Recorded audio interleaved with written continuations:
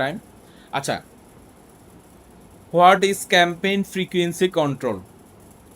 Campaign frequency কন্ট্রোলটা হচ্ছে set a frequency if you have a specific number of time that you want to people see your ads throughout your campaign. এই লেখাটা থেকে কি কিছু বুঝতে পারছেন?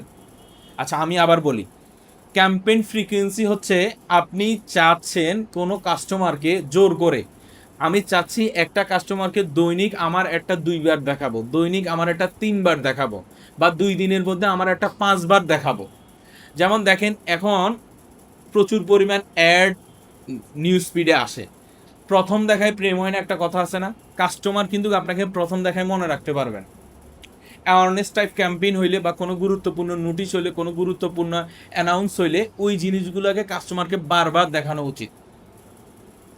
তো এই ফ্রিকোয়েন্সির মাধ্যমে আমি সিস্টেম করে দিতে পারবো যে 2 টাইম বা 3 টাইম, 3 টাইম এভরি 1 ডে। আপনি যদি 1 দেন এখানে, তাহলে কি বোঝানো হচ্ছে? 3 টাইমস এভরি 1 ডে। আপনি যদি এখানে 4 দেন, 4 টাইম এভরি 1 ডে, অথবা 4 টাইম এভরি 2 ডে, অথবা 4 টাইম এভরি 3 ডে। মানে আমি এখানে কন্ট্রোল করতে পারবো আমার একজন কাস্টমারকে আমি দৈনিক এতবার অ্যাড দেখাতে চাই, অথবা সপ্তাহের মধ্যে আমি 2 বার অ্যাড দেখাতে চাই, অথবা সপ্তাহে 3 দিনের মধ্যে আমি 2 বার অ্যাড দেখাতে চাই।